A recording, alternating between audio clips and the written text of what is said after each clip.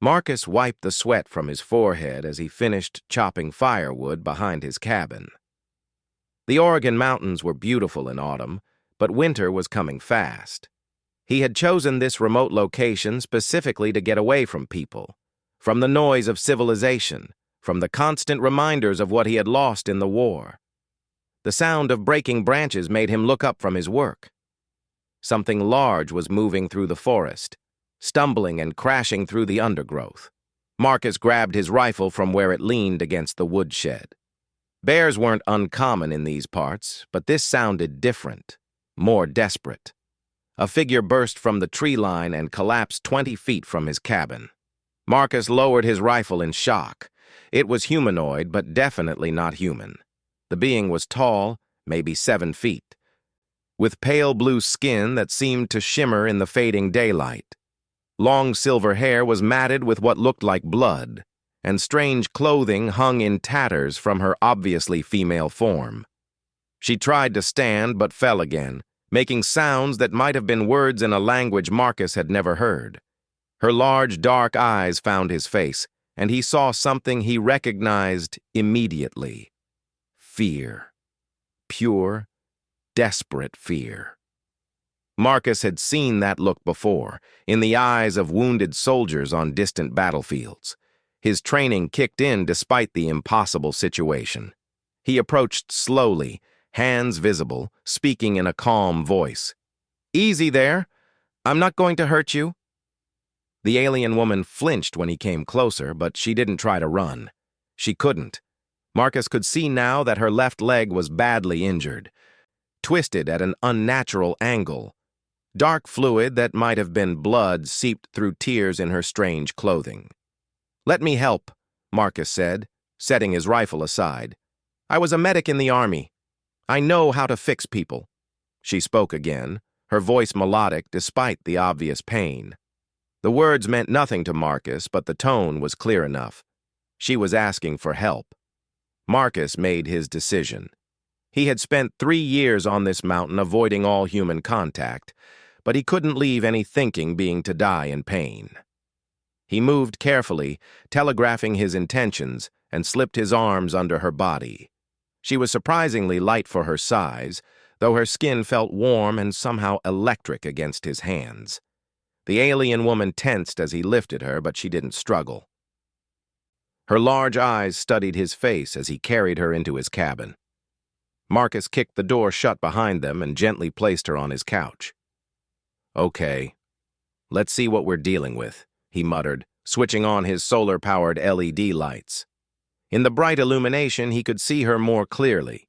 Her features were delicate but strong, with high cheekbones and large eyes that seemed to hold an intelligence that made him uncomfortable.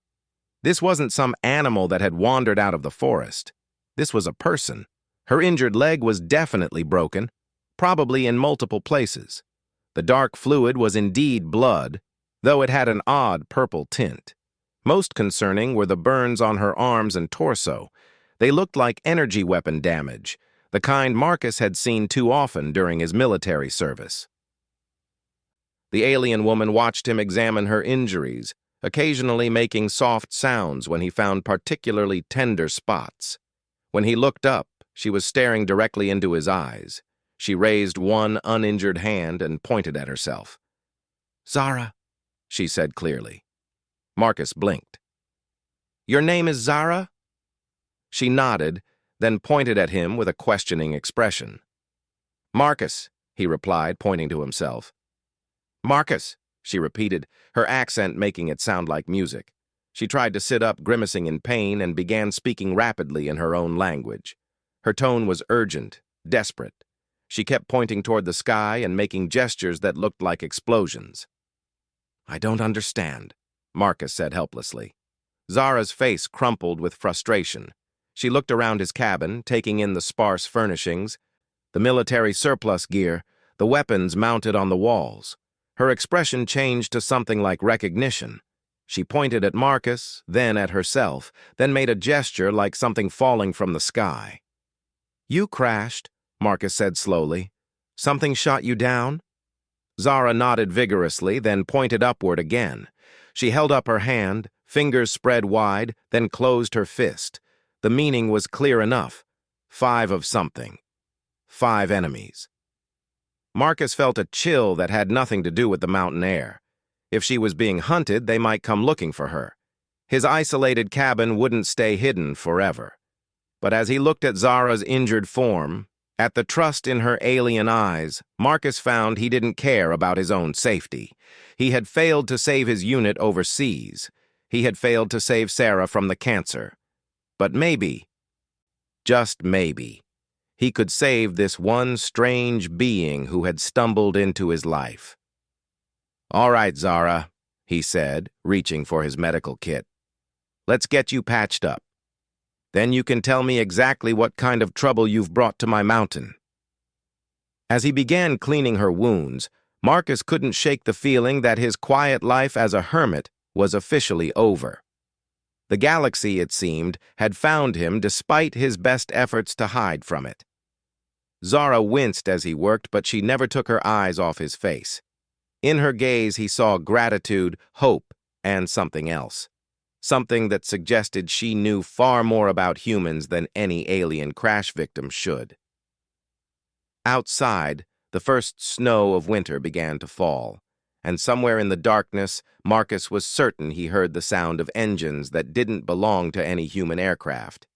The hunt, whatever it was, had come to his mountain. But Marcus had been a soldier once, and some instincts never fade. He would protect this strange woman who had trusted him with her life. Even if it meant going to war again against enemies he couldn't even imagine. The night was going to be very long indeed. 3 days passed before Zara could speak more than a few words of English. Marcus had been amazed at how quickly she learned, picking up vocabulary with an intelligence that surpassed anything he had expected. Her injuries were healing faster than seemed possible, though she still couldn't put weight on her broken leg. During those 3 days, Marcus had heard the engines twice more. They came at night, searching the forest with beams of light that cut through the trees like silver knives. Marcus had moved Zara to his root cellar during these visits, covering the entrance with firewood and hoping his cabin looked abandoned enough to avoid close inspection. On the 4th morning, Zara finally told him the truth. "My name is Zara Veltar," she said, her English still heavily accented but clear. "I was officer in Galactic Coalition Defense Force. I came here because Earth is in danger." Marcus set down his coffee cup. "What kind of danger?" Zara struggled to find the words. "My people, the Veltarans. We have been at war with the Krix Empire for 200 of your years. The Krix are—" She paused, searching for the right word. "Destroyers. They do not conquer worlds. They empty them of all life, then take resources. And they're coming here?" "They are already here," Zara said quietly. "Small advance force. They study your planet, learn weaknesses. In perhaps 6 of your months, the main fleet will arrive. 20,000 ships." Marcus felt his blood run cold. 20,000. How many ships does Earth have that could fight them? "None," Zara said simply. "Your technology is perhaps 300 years behind theirs. Your weapons could not even damage their smallest scout vessel. Then why are you here, if we can't fight them?" Zara's eyes brightened with something that might have been hope. "Because humans are different. In all our history, in all the galaxy, we have never encountered a species like yours. The Krix have conquered 87 different worlds, destroyed 43 species completely, but they have never faced humans." Marcus leaned forward. "What makes humans so special?" "You do not give up," Zara said. "Other species, when they face impossible odds, they surrender or they flee. Humans, you become more dangerous when things seem hopeless. The Veltaran Council has studied your history, your wars, your disasters, your challenges. Always, when extinction threatens, humans do the impossible." Marcus thought about his own experiences in combat, about stories he had heard from other veterans. There was something to what she said. Humans did tend to get stubborn when their backs were against the wall. The Coalition sent me to make contact, Zara continued, to warn Earth, but also to offer help. We cannot fight the Cricks alone, but perhaps together. What happened to your ship? Zara's face darkened. Betrayal. Someone in the Coalition gave the Cricks my mission details. They were waiting when I arrived in your solar system. 5 Cricks fighters attacked my ship near your moon. I managed to destroy 3 of them before my vessel was damaged beyond repair. 3 out of 5, Marcus said with respect.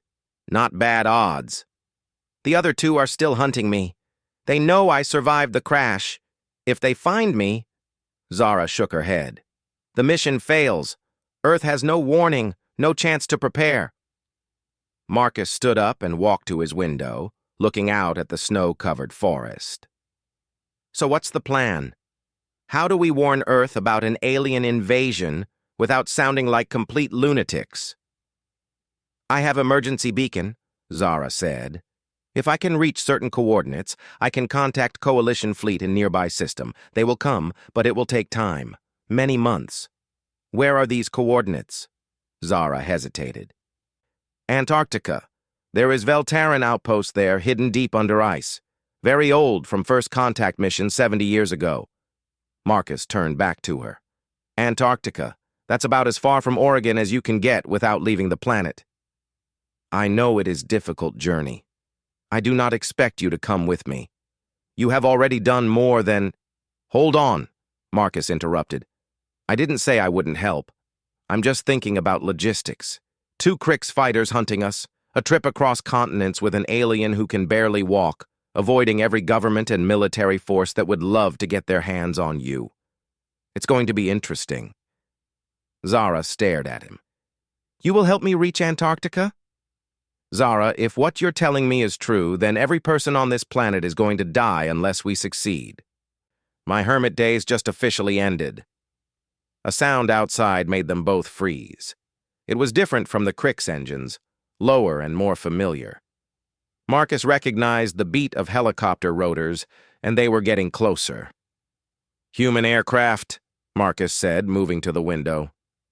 Through the trees, he could see a military helicopter circling the area. They must have detected the energy signatures from the Crick ships.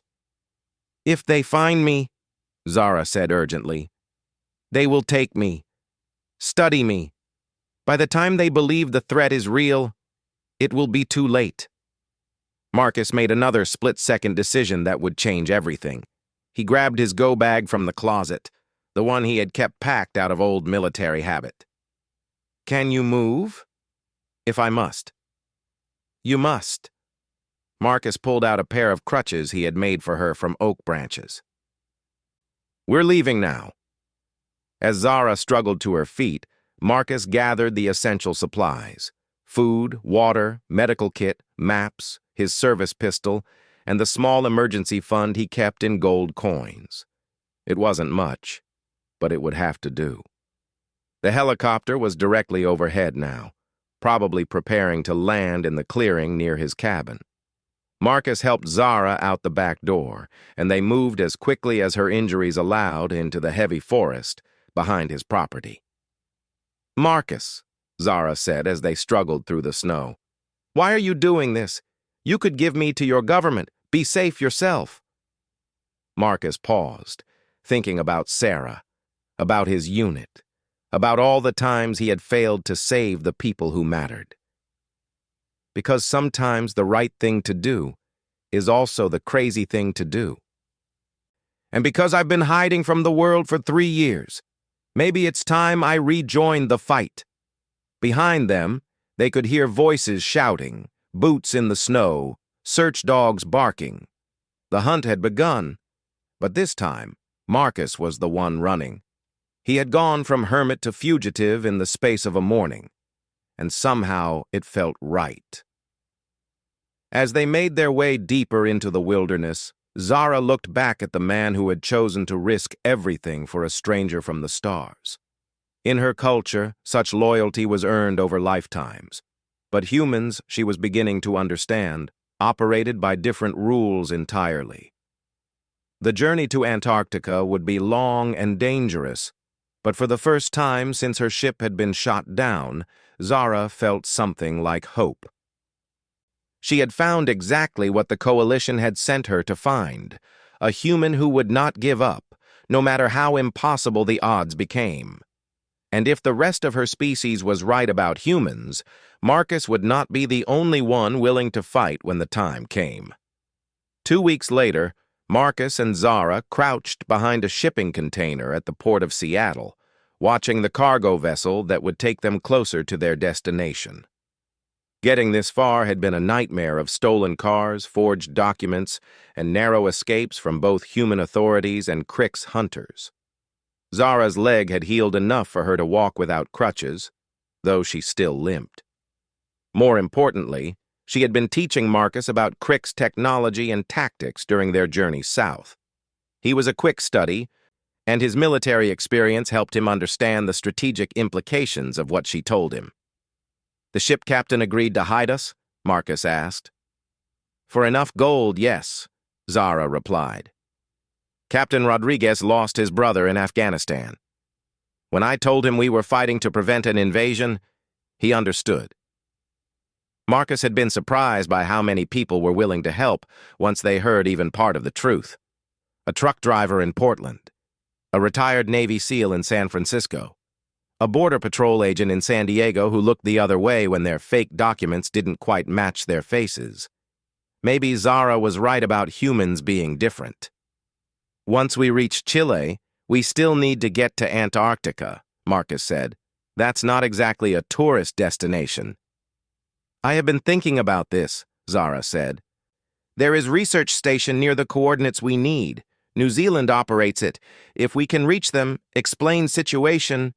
"You want to trust scientists with the fate of the world?" "Scientists understand evidence," Zara pointed out. "And I still have some Veltaran technology in my escape pod debris.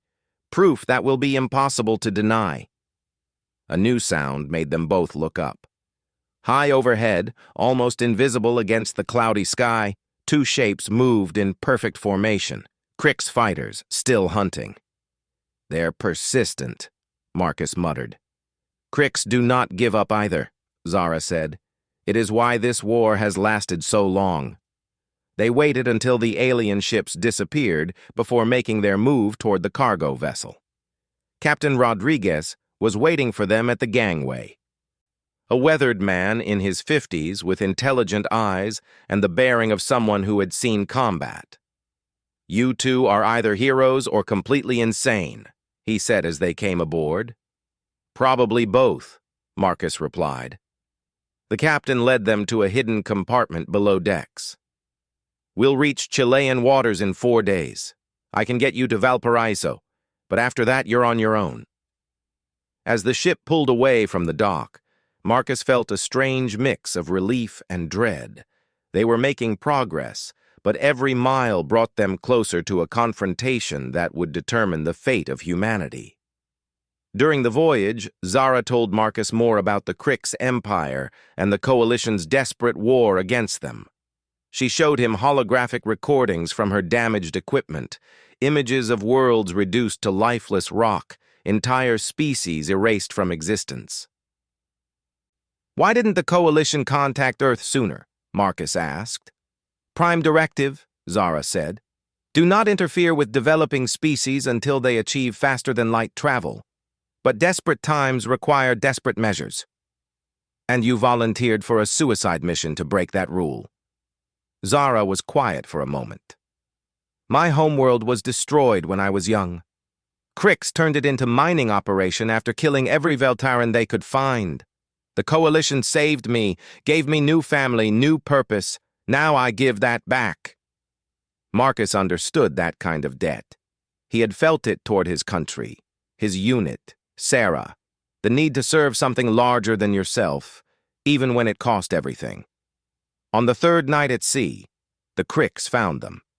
Marcus was on deck getting fresh air when he saw the lights approaching from the north.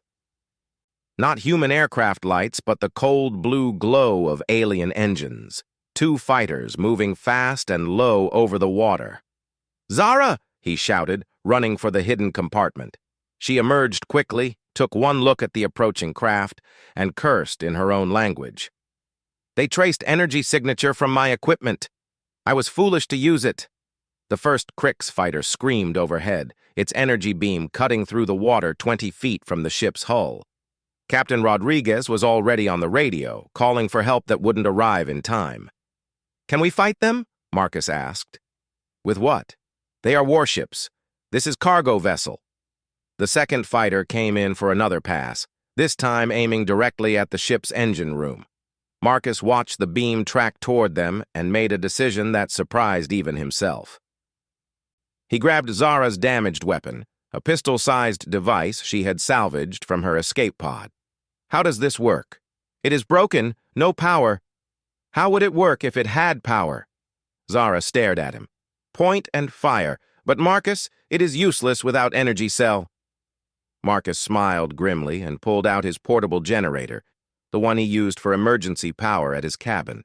Military grade, designed to run field equipment in impossible conditions. "You're an engineer. How fast can you rig a power coupling?" Understanding dawned in Zara's eyes. "That might work, but the power levels will be all wrong. It could explode. Better than doing nothing." While the Crix fighters circled for another attack, Zara worked frantically to connect her weapon to Marcus's power supply. Sparks flew from improvised connections, and the device made sounds that probably weren't healthy. "Ready," she said. "But Marcus, you cannot hit moving fighter with hand weapon." "Watch me." Marcus had been the best marksman in his unit, trained on everything from pistols to anti-aircraft weapons. He understood ballistics, trajectory, and timing. More importantly, he understood that sometimes impossible was just another word for difficult. The first Crix fighter came in fast and low, confident that nothing on the primitive human vessel could threaten it. Marcus waited until the last possible second, leading the target like a clay pigeon, and squeezed the trigger. The improvised weapon bucked in his hands like an angry snake, discharging every bit of power from the generator in a single massive pulse. The energy beam struck the fighter's port engine just as it passed overhead. The alien craft spun wildly, trailing fire and strange-colored smoke. It hit the water a quarter-mile away and exploded in a pillar of green flame. The second fighter pulled up sharply, suddenly much more respectful of the cargo ship's capabilities. It circled warily, keeping its distance. "Impossible," Zara breathed. "You shot down Crix fighter with broken weapon and human power supply." "Lucky shot," Marcus said, though he was grinning. The remaining fighter seemed to agree with Zara's assessment. Instead of attacking, it transmitted something in the Crix language and disappeared into the night sky. "What did it say?" Marcus asked. Roughly translated, "Alert command. Humans more dangerous than reported. Recommend full assault protocol." Marcus felt a chill. "Meaning?" "Meaning they will not hunt us individually anymore. They will return to their fleet and recommend immediate invasion. We just bought Earth perhaps 1 month of extra time." Captain Rodriguez appeared, his face pale but determined. "Whatever you people are mixed up in, it's bigger than anything I imagined. We'll reach Chile tomorrow, and I'll personally fly you to wherever you need to go next."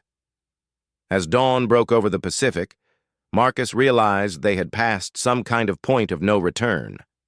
The secret war between the Coalition and the Crix had officially included Earth, and humanity's first space battle had been fought by a hermit with a broken alien weapon. Zara was right about one thing. Humans really were different. They took impossible situations and found ways to make them work through sheer bloody-minded stubbornness. The question now was whether that would be enough when the full Crix fleet arrived. Marcus looked at the horizon where the alien fighter had disappeared and made himself a promise. They would reach Antarctica, activate the beacon, and give Earth the fighting chance it deserved. After all, humans had never been very good at dying quietly. and Marcus was looking forward to showing the Cricks exactly what that meant. The war for Earth had begun, and it was going to be unlike anything the galaxy had ever seen.